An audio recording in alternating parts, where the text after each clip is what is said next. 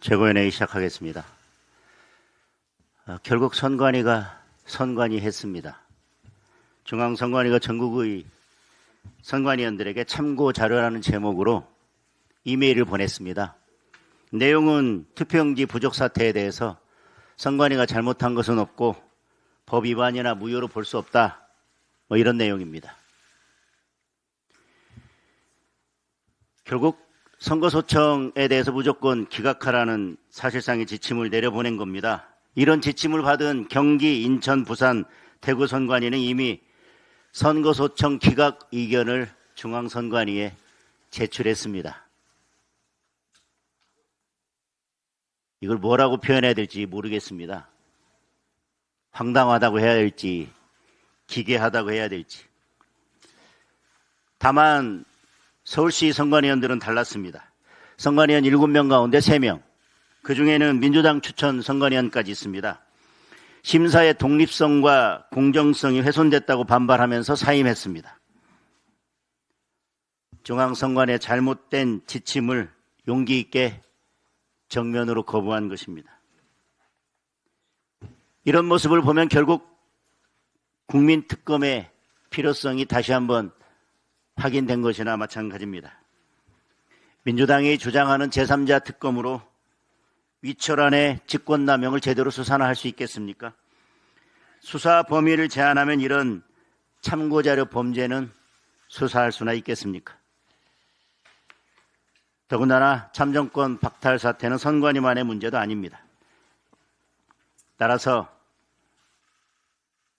야당이 주도하는 국민특검이 반드시 필요합니다.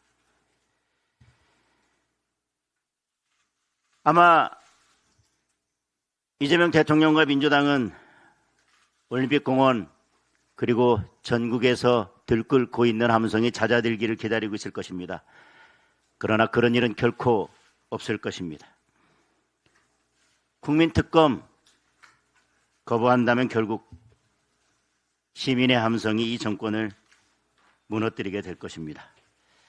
부동산 관련해서 한 말씀 드리겠습니다. 주담대 대출 한도가 느닷없이 절반 3억으로 줄었습니다. 이재명 정권 대출 조우기 정책의 결과입니다. 우리 청년들과 서민들은 그야말로 날벼락을 맞았습니다. 이미 계약금을 치르고 잔금을 준비하던 실수요자들은 가족에게 돈을 빌리거나 그것도 안 되면 고금리 대출을 알아보거나 그마저도 안 되면 결국 계약금을 날려야 할 판입니다. 역대급으로 집값 올려놓고 전월세 다 없애놓고 이미 이제 집도 못 사게 만들었습니다. 주거 사다리를 촘촘하게 놓지는 못할 망정 힘겹게 오르고 있는 사다리마저 걷어차고 있는 것입니다.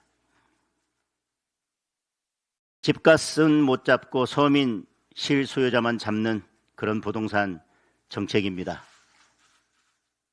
그래놓고 이제 와서 대통령이 주재하는 부동산 토론회를 연다고 합니다.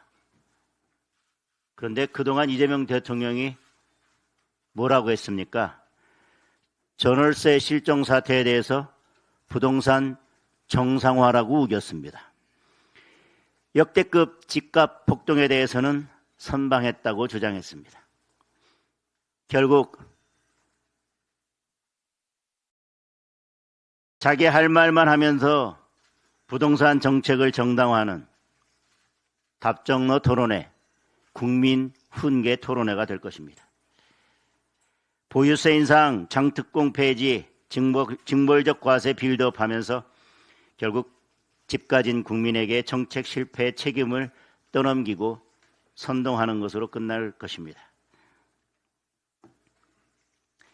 국민은 훈계를 듣고 싶은 것이 아닙니다. 주택 공급을 어떻게 할 것인지, 전월세 부담을 어떻게 낮출 것인지, 실수요자는 어떻게 보호할 것인지 국민은 그 답을 요구하고 있는 것입니다. 당장 국민 앞에 부동산 정책 실패 사과하고 국민의 집을 빼앗는 세금 폭탄과 복합 규제를 멈추기 바랍니다. 공급과 실수요자 보호 중심으로 부동산 정책을 대전환해야 할 것입니다. 검찰개혁 관련해서 한 말씀 드리겠습니다. 절대 권력은 절대 부패한다.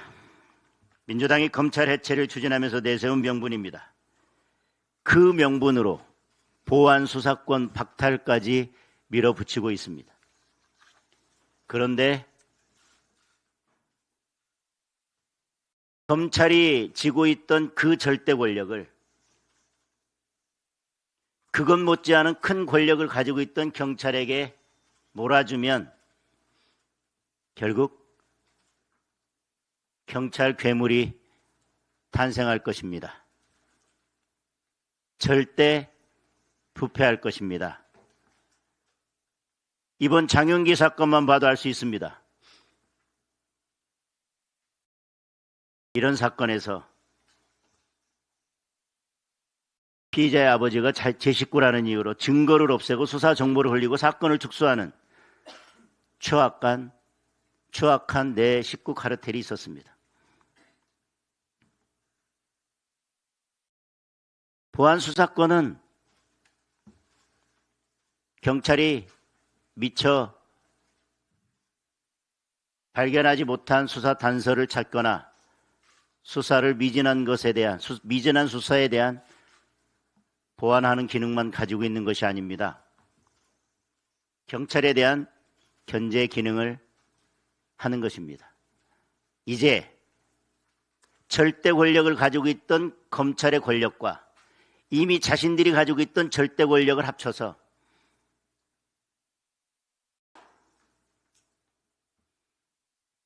절대적인 권력을 갖게 된 경찰을 견제할 그 누구도 없어졌습니다. 이제 경찰은 권력의 하수인이 돼서 국민의 생명과 안전은 나몰라라 할 것입니다.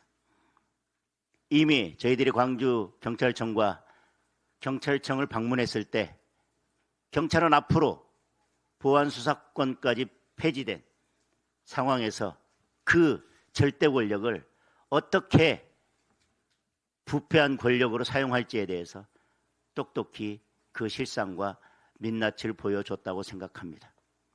보안 수사권도 없는 절대 권력을 넘겨받아서 국민의 생명과 안전을 지킬 능력과 수준이 되지 않는다고 하는 것을 경찰 스스로 국민 앞에 다 드러내 보였습니다. 그런데도 민주당은 여전히 괴물경찰을 만들려 하고 있습니다. 권력을 키우고 견제는 없애고 책임은 묻지 못하도록 만들고 있습니다. 진보진영 법조계조차 우려하고 있습니다. 대법원도 보완책이 필요하다는 의견을 내놓았습니다. 오직 이재명 대통령과 민주당만 문제가 없다고 밀어붙이고 있습니다. 결국 피해는 국민의 몫입니다. 검찰 해체로 편해지는 사람은 결국 이재명 대통령과 민주당밖에 없습니다. 오히려 검찰을 해체하기에 앞서 경찰 개혁이 먼저라는 그 실상을 우리가 똑똑히 목격하게 됐습니다. 국민의힘은 경찰 권력이 국민 위에 군림하지 못하도록 실질적인 견제 장치를 마련하고 억울한 국민을 보호하는 사법체계를 반드시 지켜내겠습니다. 짧게 한 가지만 더 말씀드리겠습니다.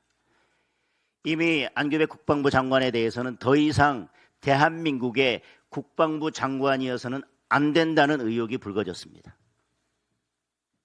그 의혹이 사실이라면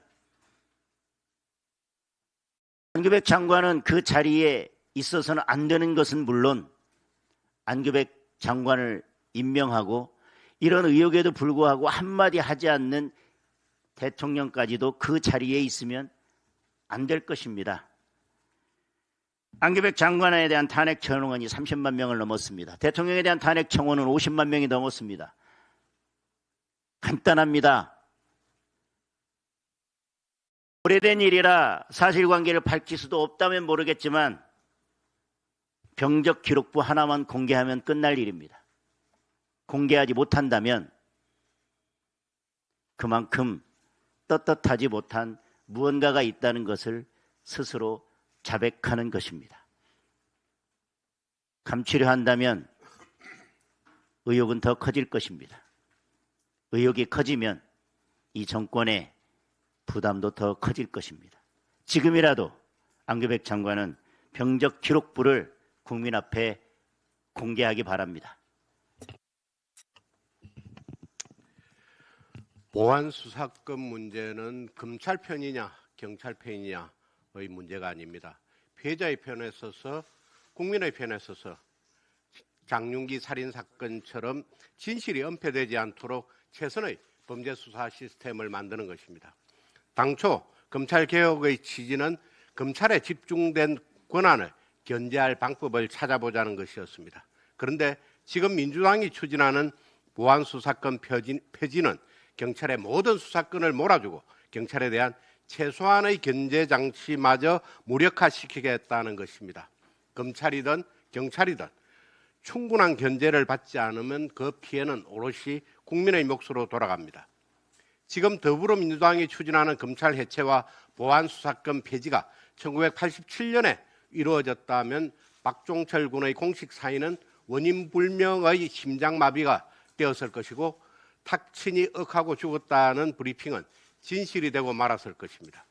보안 수사로 진상이 밝혀진 사건 중의 하나인 부산 돌려차기 사건의 피해자가 객관적 시각에서 사건을 다시 들여다볼 수 있는 안전장치는 꼭 필요하다고 말했습니다.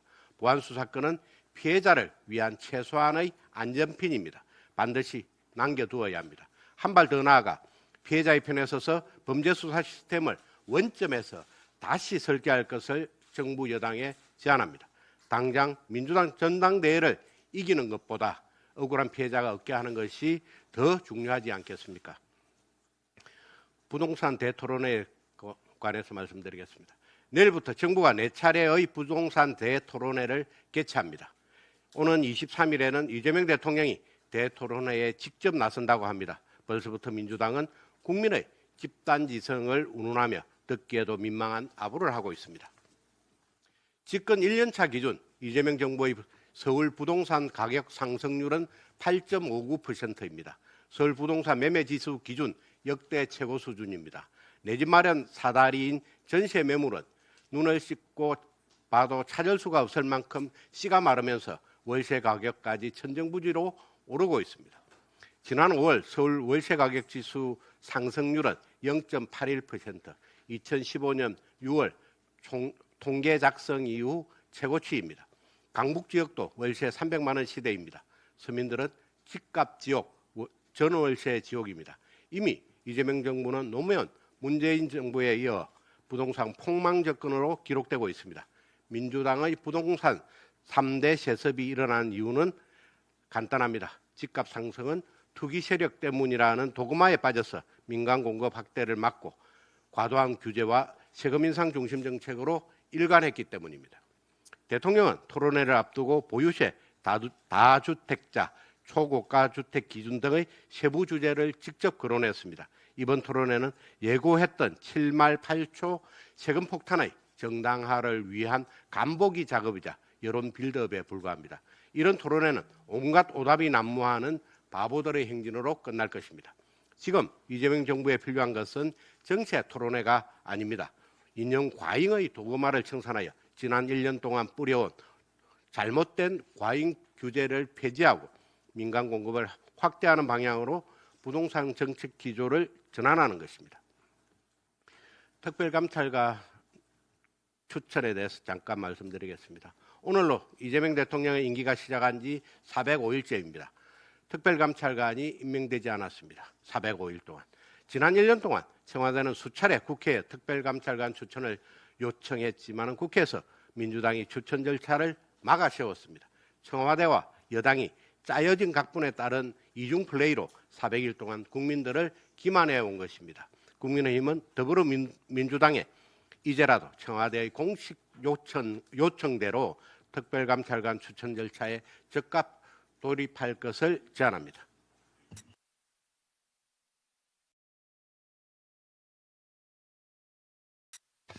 예, 최고위원 신동욱입니다.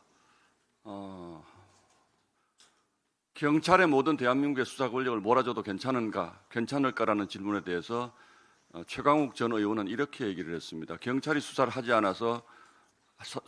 않으면 검찰이 그 사실을 언론에 알리면 된다라는 주장을 하는 바 있습니다. 예, 대놓고 검언 유착하라는 뜻이죠. 또 요즘 민주당 성향의 패널들이 방송 나와서 하는 걸 보면 이런 얘기들도 많이 합니다. 우리는 뭔가 대책이 있을 줄 알았는데 정말로 대책이 없다는 것에 깜짝 놀라고 있다. 이런 얘기를 합니다. 이제 2달 뒤면 검찰의 수사권이 완전히 없어집니다. 그런데 지금 와서 정말로 대책이 없다는 사실을 국민들이 알기 시작했습니다. 그리고 실제로 검찰의 수사권이 완전히 박탈되기 전인데도 대한민국 형사사법 체계가 무너지고 있다는 반증들이 여러 곳에서 나타나고 있습니다. 가장 대표적인 게 최근에 불거진 장윤기 사건입니다. 여기에 대해서 또 민주당의 일부 의원들은 이건 아주 예외적인 경우라고 얘기를 합니다. 그렇다면 다시 묻겠습니다. 아주 예외적인 경우에는 이런 일이 있어도 됩니까? 예외적으로 이런 일이 대한민국에서 허용되어도 되는 일인지 묻고 싶습니다. 이 일이 왜 문제인지 다시 한번 짚어보겠습니다. 장윤기는 지난 5월 5일 날 범행하고 체포가 됐습니다. 그런데 그날 오후에 장윤기의 부친이 긴급 연가를 냈습니다. 사후 재가를 받았습니다. 그리고 5월 7일 날 무슨 일이 있었느냐? 장윤기의 오피스텔 비밀번호를 검찰 수사팀이 알려줍니다. 그리고 검찰 수사팀이 장윤기가 휴대전화를 어디에 버렸다라고 하는 것도 알려주고 아버지가 거기 가서 휴대전화를 찾는 노력을 합니다. 5월 7일 날 이런 일이 일어나고 나서 5월 8일에서 5월 18일까지 장윤기의 아버지가 또 장기 병가를 냅니다. 이 기간 동안에 집중적으로 범행 증거들이 은닉되거나 훼손됐을 것으로 지금 추정되고 있습니다. 이런 식으로 장윤기의 부친은 연가와 병가를 번갈아 가면서 지금까지 내고 아들의 범행을 숨기는 작업을 경찰과 함께 해왔습니다. 그런데 이게 친족 간에는 이런 일을 해도 형사 입건되지 않는 특례 조항을 악용해서 경찰의 수사를 방해하는 이런 터무니없는 일이 벌어지고 있는 것입니다. 자, 이런 것이 극히 예외적인 경우이기 때문에 허용돼도 되는 일인지 국민 여러분께 묻고 싶습니다. 그리고 또 한 가지 정치적 사건을 하나 더 언급을 하지 않을 수가 없습니다. 지난 부산시장 선거에서 개혁신당의 정의한 후보가 4월 27일 날 음료수를 맞는 소위 테러 자작극을 벌입니다. 그리고 5월 중순에 경찰 수사를 통해서 이 정의한 후보가 내가 자작극을 벌인 것이다라는 사실을 범행 일체를 실토를 합니다. 그리고 6월 3일 날 선거가 치러집니다. 보름 동안 경찰은 이 사실을 알리지 않았습니다. 정의한 후보가 얻은 득표수가 27,418표, 1.56%입니다. 국민의힘 박형준 후보가 4만 표 정도로 민주당의 전재수 후보에게 졌습니다. 물론 이 27,000표가 전부 다 국민의힘으로 오지 않았을 수도 있다라는 얘기도 있을 수 있고 또 27,000표가 다 왔다고 하더라도 못 이긴 것 아니냐 이렇게 얘기할 수도 있습니다. 그러나 경찰이 이렇게 심각하게 선거에 개입을 한 겁니다. 그리고 경찰은 지금 뭐라고 얘기하냐면 선거에 영향을 주지 않기 위해서 공개하지 않았다고 합니다. 여러분 이게 말이 됩니까? 납득할 수 있는 얘기입니까? 만약에 민주당 표를 잠식할 수 있는 후보에게서 이런 일이 일어났어도 그 사실을 공개하지 않았겠습니까? 대한민국 경찰이 지금 이런 일들을 전방위로 벌이고 있습니다. 지난주에 국민의힘 지도부가 광주경찰청과 서울 경찰청 본청을 찾아갔는데 청사 안으로 들어가지도 못했습니다. 이런 일들을 따지러 갔고 국민을 대신해서 이런 일들을 묻기 위해서 갔는데도 청사 안에 들어가지도 못했습니다. 다시 부산으로 가겠습니다. 그런데 지금 이 시점에서 국민들이 과연 경찰이 왜 정의한 후보의 자작 테러극을 숨겼는가라고 저희 당이 묻는 것이 상식에 어긋나는 일입니까? 너무나 당연한 상식적 의심 아닙니까? 개혁신당에게도 한마디 하겠습니다. 너무나 당연한 얘기입니다. 개혁신당에는 수많은 캠프 관계자들이 있었고 후보가 수사를 받으러 드나드는데도 아무도 이 사실을 몰랐다고 주장하는 것은 상식적으로 맞지 않습니다. 개혁신당의 지도부가 이 사건을 보고받았는지 여부는 아직 명백치 않습니다. 그러나 개혁신당 역시 이 문제에 대해서 국민의힘과 야합 가능성을 운운하기 이전에 국민들이 납득할 수 있는 해명을 하면 되는 일입니다. 이 문제는 경찰의 심각한 선거 개입 문제를 저희가 지적하는 것입니다. 그렇기 때문에 지금 경찰이 벌이고 있는 이런 일련의 행태들로 봤을 때 과연 대한민국의 수사 권력이 경찰에 완전히 넘어가는 오는 10월 이후에 과연 어떤 일이 일어날까 국민들이 궁금해하고 걱정하고 우려하는 것도 너무나 당연한 일입니다. 민주당은 지금이라도 이 폭주를 멈추시기 바랍니다. 이상입니다. 네, 최고위원 김민수입니다. 광주 여고생 강간 살인 사건, 경찰 가족의 범죄 사건입니다. 경찰 가족의 범죄 사건이라 하여 수사를 축소하고 증거를 인멸했던 정황들이 여러 곳에서 드러나고 있습니다. 그럼에도 불구하고 본 사건을 계속해서 축소하려는 좌파들의 움직임이 보입니다. 좌파의 대표적인 스피커인 김어준은 1년에 몇 번씩 있는 사건을 왜 이렇게 자주 보도하냐라는 발언을 했습니다. 경찰 가족의 범죄 사건을 축소하고 증거를 인멸하는 사건이 자주 있다는 얘기입니까? 민주당 지지자 여러분들께 묻습니다. 저 역시도 5아이를 키우는 부모의 입장에서 묻습니다.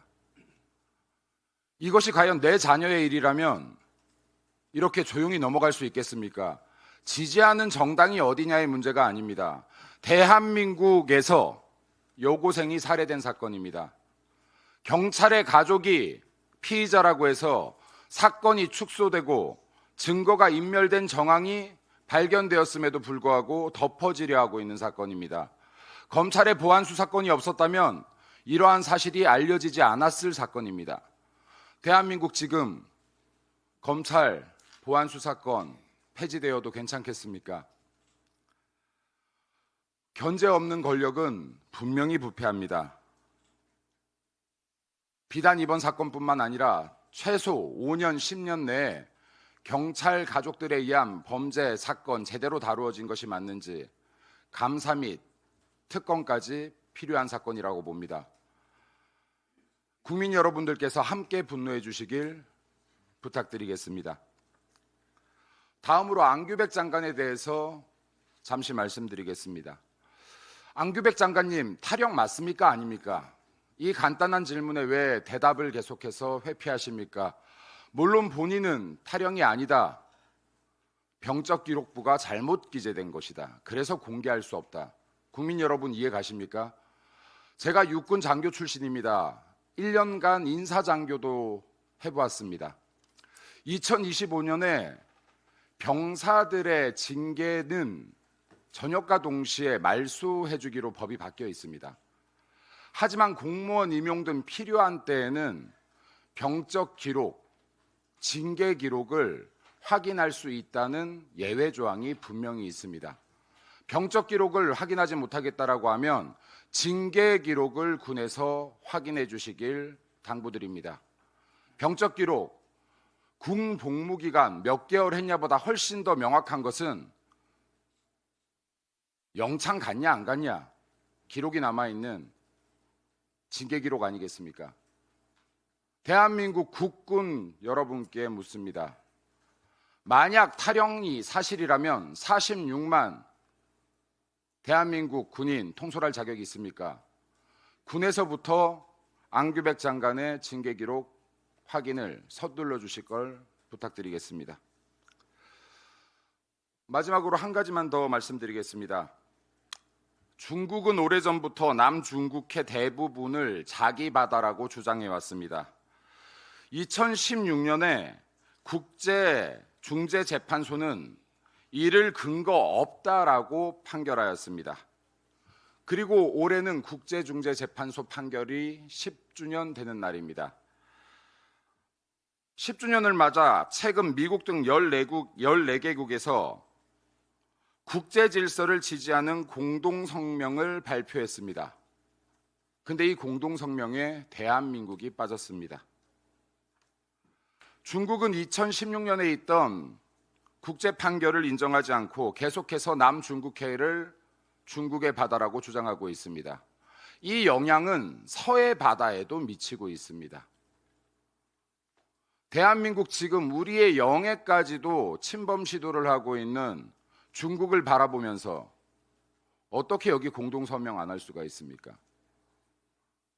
대한민국 영해와 국민과 국가를 위해서 일해야 되지 않겠습니까? 중국 눈치 언제까지 볼 생각입니까? 이래서 중국으로부터 대한민국 영해 제대로 지킬 수 있겠습니까? 국민 제대로 지킬 수 있겠습니까?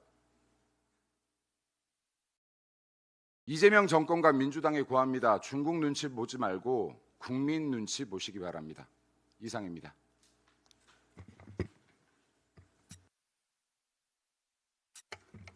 네, 신동욱 최고께서도 말미에 언급을 해주셨습니다만 무거운 마음으로 비분의 심정으로 한 말씀 드리겠습니다. 개혁신당 이준석 대표가 부산시장 선거 정의한 후보의 자작 테러 범죄를 우리 국민의힘이 배후에서 공작한 것처럼 주장했습니다. 정의한 사태가 이준석 본인의 스캔들로 번지자 아무 말 대잔치로 국민 전환을 시도하는 것입니다. 공당 대표로서 사명감과 책임감이라고는 전혀 찾아볼 수가 없습니다. 지난주 정의한 전 후보가 6.3 지방선거 보름 전 경찰에 범행을 자백했음에도 아무런 제지 없이 그 가짜 목 깁스를 하고 선거를 완주한 사실이 알려진 후 경찰과 개혁신당에 대한 여러 의문점이 등장하고 있습니다. 당연한 것 아니겠습니까? 경찰은 왜 이 희대의 사기극을 방치했는가? 개혁신당 지도부는 이 사실을 정말로 몰랐는가? 알았다면 어느 선까지이며 과정에서 거래는 없었는가? 책임자인 이준석 대표는 왜 계속 피해자 행세를 하는가? 개혁신당은 왜 정의안에 대한 법적 조치를 하지 않는가?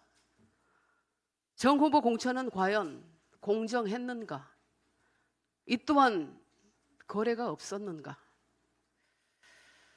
이 당연한 질문들에 답하지 않는 개혁신당은 오히려 합리적 문제 제기하는 사람들을 인신공격하고 이제는 국민의힘을 끌어들여 물타기를 시도하고 있습니다. 책임 회피, 자극적 메시지, 메신저 공격, 프레임 전환, 이준석식 나쁜 정치의 모든 것을 보여주고 있습니다. 충고하건대 이번에도 얄팍한 꼼수로 위기를 모면하려 해서는 안 됩니다. 이번 사태를 통해 이준석 대표와 개혁신당은 자신들의 존재 가치에 대해 깊이 성찰해 보기를 바랍니다. 그간 이준석 대표는 내가 왜 정치를 하는가? 어떤 대한민국을 만들 것인가? 이런 본질에 대해 고민하기보다 정치를 게임이나 미디어 쇼처럼 다뤄왔다고 평가받습니다. 사기꾼 정의안의 등장이 이런 철학과 태도와 과연 무관할까요? 상대 세력에게는 사소한 일에도 엄중한 잣대를 들이대면서 정작 자신들은 촉법 정당 정도로 여겨주길 바라고 있진 않는지, 젊은 정치와 개혁 보수를 위한다기보다 그저 이용하고 있지는 않은지 진지하게 되돌아보길 바랍니다. 많은 국민이 전대미문의 테러 자작극과 전후 정황을 보면서 기가 막혀서 헛웃음을 치다가도 문득 섬찟한 생각에 멈추게 됩니다. 만약 개혁신당의 목표대로 정의안이 당선됐다면 어땠을까요? 이런 세력이 한국 정치를 이끈다면 어떤 일이 벌어지겠습니까? 개혁신당이 이번 사태에 대해 얼마나 책임 있게 대응하고 또 어떻게 해결해 나가느냐에 따라 정당의 존폐가 달려 있습니다. 군소정당이라고 해서 민주주의를 훼손한 책임이 줄지 않고 선거 승패에 영향을 줄 만큼의 득표율이 나오지 않았다고 해서 유권자를 속이고 선거를 방해한 죄가 결코 가벼워지지 않으며, 나이가 어리다고 해서 정치인이 공동체 윤리를 무너뜨리고 정치를 희화화한 잘못이 용서되는 것이 절대로 아닙니다. 이상입니다.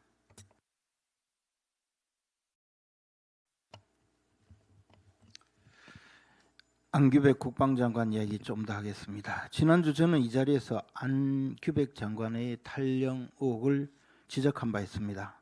그런데 그 이후 상황이 더 수상해졌습니다. 지난 10일 국방부는 탈영은 명백히 허위다, 이런 반박을 하고 나섰는데 정작 이것이 대변인 공식 성명이 아니라 국방부 관계자의 발언이라는 것입니다. 정작 병적 기록 정정 절차는 왜 안 밟았느냐는 질문에 대해서는 국방장관 신분으로 정정 요구를 하게 되면 또 다른 논란이 있지 않겠나, 뭐 이런 모호한 답변을 하면서 퇴임 후에 정정 절차를 밟겠다, 이렇게 주장을 하고 있습니다. 명백히 허위라면서 이것을 제대로 밝혀내지는 않겠다는 그런 의도입니다. 대변인 공식 성명으로 탈영이 명백히 허위다 이렇게 한 것인가 제가 확인을 했습니다. 만약에 그렇게 보도자료를 배포했다면 허위 공문서 작성으로 고발을 해볼까 했는데 정작 그런 내용은 없습니다. 안 장관에 대한 탄핵 청원이 이미 30만 명을 넘어섰고 이 사건은 용산경찰서에 계류 중에 있습니다. 이 의혹을 처음 제기한 김영수 예비역 해군 소령은 이렇게 말합니다. 제 주장이 사실이 아니어서 장관님 명예를 훼손했다면 저는 구속이 되든 실형을 받든 어떤 형사처벌도 받겠다. 저를 고소해달라. 뭐 이렇게까지 발언을 하고 있는데 안규백 장관은 전혀 아무런 반응도 보이지 않고 있습니다. 만약에 고소를 하면 김영수 소령의 이 주장이 사실이라는 것이 밝혀질까 봐 두려워서 그렇다고 봅니다. 고소를 했다가 무고죄까지 처벌을 받을 수 있지 않을까, 뭐 그것을 두려워하지 않겠습니까? 안규백 장관이 고소를 하지 않으니 저라도 나서서 김영수 소령을 한번 고발을 해드리면 좋지 않을까라고 생각을 했지만 저도 무고죄로 처벌을 받을까 봐 고발을 못하고 있습니다. 국민 여러분, 이 사건이 어떻게 흘러갈까 이제 앞으로 보여집니다. 안 장관은 고소도 하지 않을 것이고 경찰은 수사도 하지 않을 것이고 병적 확인을 해주지 않을 것입니다. 탈영병을 국방장관에 앉힌 이 정권은 정권이 무너질지도 모른다는 걱정이 있을 것입니다. 그래서 여론에서 잊혀지면 슬그머니 개각 명단에 넣어서 안 장관 이름을 빼는 방법으로 해결하려고 할 것입니다. 이재명 대통령은 국군 통수권자입니다. 인사검증 과정에 안규백 장관의 병적 기록을 모를 리가 없습니다. 이는 국기문란 안보 파괴 이적 행위 아무런 조치를 하지 않고 있으니 제가 꼭 부탁을 드립니다. 김영수 소령을 정말 한번 고소를 해주세요. 그렇게 해야 이 일이 드러나지 않겠습니까? 진심으로 안타깝게 생각을 합니다. 한 가지 더 말씀드리겠습니다. 조국 전 대표 이야기입니다. 조국 전 대표가 지난 5일부터 걸그룹 리센느 멤버의 경상도 사투리 무섭노를 두고 일배식 표현이다, 이렇게 청년 세대 일상 언어까지 사상 검증에 나서서 공격을 해댔습니다. 22살 거제 출신 아이돌이 고향말 썼다는 이유로 하루아침에 좌파들로부터 조리돌림을 당하기도 했습니다. 어제 나온 사과는 무엇입니까? 리센느를 겨냥한 적이 없다, 발뺌뿐이었습니다. 노는 혐오 표현이다. 그래서 계속 주장을 하고 있는 것뿐이다 하면서 또 자기 주장을 반복했습니다. 조국 전 대표는 정말 진정성 있는 사과를 해야 합니다. 리셋늘을 겨냥한 적이 없다는 말장난이 아니라 애초 주장 자체가 틀렸음을 인정하는 진짜 사과입니다. 국민의 입을 검열하려다가 슬그머니 발뺌하는 모습은 정말 비열하고 추합니다. 전 국민을 대상으로 하는 사상 검증이자 정신적인 폭력 행위입니다.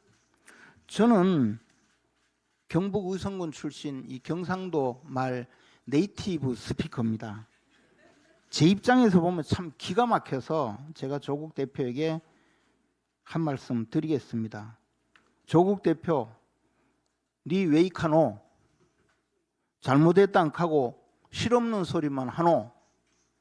언제 정신 차릴라 하노? 조국 대표 야호.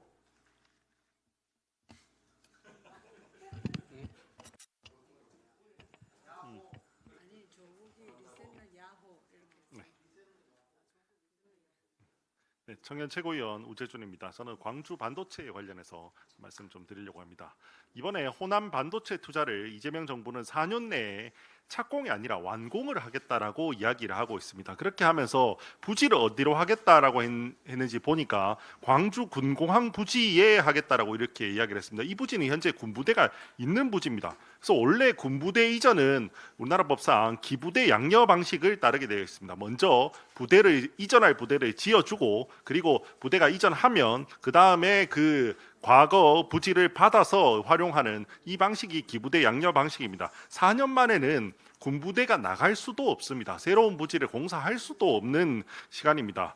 근데 그러면 어떻게 이거 4년 만에 반도체 공장을 완공할 거냐라고 이야기하니까 일단은 군부대 부지부터 먼저 받아보는 특례를 한번 만들어 보겠다라고 이야기를 하고 있습니다. 아니 그러면 그때 동안 군부대는 어디 가냐 그러니까 일단 뭐 다른 부대로 좀 약간 한번 보내보겠다 이런 이야기를 또 하고 있어요. 아니 그러면 그 기간 동안 그 광주의 군공항에 있는 군부대는 훈련을 어떻게 할 것이며 그 기간 동안 안보는 또 어떻게 되는 겁니까? 광주 군공항에는 미군 시설도 있습니다. 미군도 작전을 같이 하는 곳입니다. 그래서 그럼 미군은 어떻게 할 거냐 그러니까 미군은 그냥 협상해 보겠다라고 이야기를 하고 있습니다. 아니 미군이 호남 반도체 공장을 이재명 정부 임기 중에 지어야 하니까 나가달라고 이야기를 하면 그 미군이 나가겠습니까? 게다가 심지어 지금 이렇게 서두르는 호남의 반도체 공장을 서두르는 이유는 누가 봐도 이번 전당대회에서 친명대 친청의 그런 싸움으로 활용되고 있는 것 같은데 미군이 친명계를 지원하기 위해서 군부대 이전을 해준다라는 게 이게 상식적으로 가능한 일이라고 생각을 하십니까? 부지 문제뿐만 아니라 뭐 지금 민주당이 하는 이야기들 보면 웃기는 게 한두 가지가 아닙니다. 용수가 부족하다고 하니까 예전에는 환경단체들 이야기 들어서 뭐 온갖 이유를 들어서 댐이 안 된다고 하다가 갑자기 호남이 댐을 짓겠다라고 이야기를 하고 전력이 부족하다고 하니까 원전 15년 걸린다고 이야기하다가 갑자기 생각해 보니까 7년 만에 지을 수 있을 것 같다고 이야기를 하고 각종 유인이 부족하다고 하니까 갑자기 노동법 고쳐서 주 52시간 제한을 풀 수도 있을 것 같다라는 이런 이야기를 하고 있습니다. 아니 민주당은 정치 철학이 도대체 있는 집단입니까? 그때그때 필요할 때마다 이렇게 자기들 입장을 그냥 바꾸면 됩니까? 애초에 2022년 대한민국에서 5년 단임제 대통령이 이런 식으로 억지로 기업의 팔을 비틀어서 기업을 내려보내는 것 자체가 불가능합니다. 정책은 시장 친화적이어야 되고 시장에 줄 수 있는 유인책을 주는데 집중해야 됩니다. 제일 대표적인 게 전력요금 같은 겁니다. 전력요금 같은 거, 산업용 전기요금 같은 거 차등화 둘 수 있는 이미 법적 근거도 있습니다. 영호남 지역에는 전력 생산량이 많은 만큼 전력을 많이 내리면 됩니다. 전력요금을 파격적으로 내려서 50%씩 내리고 이렇게 하면 기업들이 갑니다. 그런 식으로 인프라 투자를 해야 되는 거지 이런 식으로 팔을 비틀어서 내릴 수 있는 그런 게 아닙니다. 시장도 아마 지금 비웃고 있을 겁니다. 지금 보면 다들 용인에 2년 앞당겨서 공사한다 이런 부분에 대해서만 환호하고 있지 지금 이 상태로 지금 정부 발표대로 갈 수 있다라고 믿는 그런 사람은 아무도 없습니다. 오히려 화가 나는 것은 정말 가야 할 곳에 지금 가지 못하는 것입니다. 대표적으로 구미죠. 얼마 전에 SK 최태원 회장께서도 그 반도체 그러니까 지금 가장 중요한 건 속도다라고 이야기를 하셨습니다. 많은 전문가들이 지금 속도가 중요하다라고 이야기를 하고 있습니다. 그러면 누가 봐도 상식적으로 전력과 용수가 이미 구비되어 있고 부지 공사가 다 완공되어 있고 부지를 평당 1,000원에 제공하겠다고 하고 있고 인재와 소부장 기업도 다 있는 구미가 지금 가장 먼저 공사를 할 수 있는 곳입니다. 그럼에도 불구하고 지금 이재명 정부의 눈치를 봐서 지금 기업들이 투자를 못하고 있는데, 이거는 오히려 이재명 정부가 지금 정말 해야 할 투자를 오히려 가로막고 있는 거라고 생각을 합니다. 호남에 무리하게 투자를 오히려 하려고 하다가 너무 빨리 하려고 하다가 오히려 역차별 문제를 넘어서서 나라의 경쟁력까지도 갉아먹는 게 아닌가라는 생각이 듭니다. 이런 식으로 할 게 아니라 시장의 이해를 둔 그런 정책을 펴야 합니다. 이재명 정부에서 부동산 환율 문제도 사실 이 시장과 반하는 정책에서 이 원인이 있습니다. 사실 지금 부동산 가격이 오르고 환율이 떨어지지 않는 이유는 뻔합니다. 이재명 정부가 돈을 풀 거라는 걸 다 알고 있기 때문입니다. 원화 가치는 갈수록 계속해서 내려갈 거라는 걸 모두가 시장이 알고 있기 때문입니다. 환율이 고공행진을 한 지가 꽤나 오래됐습니다. 그 기간 동안 유학생들, 그 다음에 수입하는 분들, 이런 분들 너무 큰 고통을 겪고 있습니다. 그것 때문에 수입 물가 때문에 국내 물가도 너무 많이 올라서 우리 국민들도 큰 고통을 겪고 있습니다. 근데 지금 우리나라에서 수출하는 기업들 굉장히 많습니다. 수출 굉장히 호황입니다. 그래서 사실은 달러를 벌어들이는 기업 굉장히 많습니다. 근데 그 기업들이 아무도 환전하지 않습니다.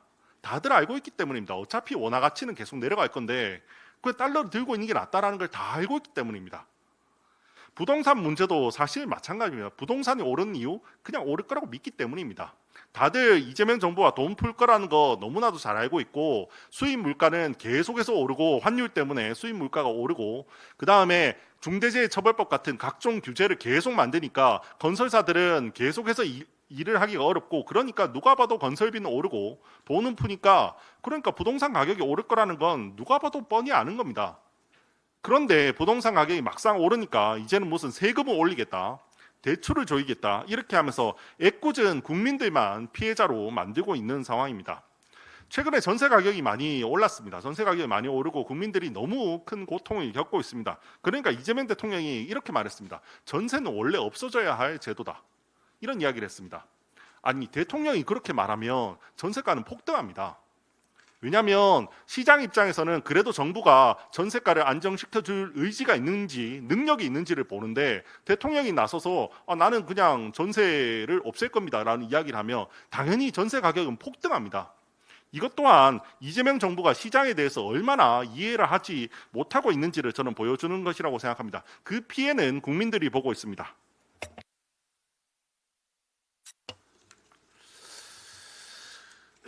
사람에게는 망각이라는 것이 있기 때문에 슬픔을 극복하며 살 수 있습니다. 하지만 반드시 기억해야 할 것을 기억하지 못하면 그 망각은 우리에게 엄청난 재앙을 불러옵니다. 1994년 10월 21일 아침 7시 38분 성수대교 상판 48m가 끊어져 무너지는 믿기 어려운 사고가 발생했습니다. 이 날벼락 같은 사고로 등굣길 학생과 출근길 직장인 등 총 49명의 사상자가 발생한 참사였습니다. 한강 다리가 무너지다니 모든 국민에게 엄청난 충격을 준 믿기 어려운 사고였습니다.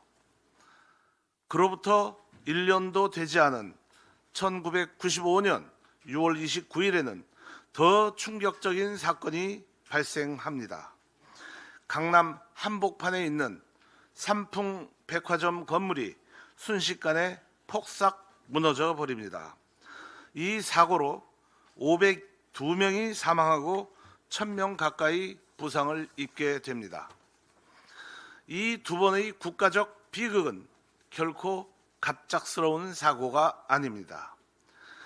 다리가 끊어지고 건물이 무너지기 전에 위험을 알리는 명백한 전조 현상이 여러 번 있었음에도 불구하고 이 경고를 외면하고 무시했기 때문에 발생한 불행이었습니다.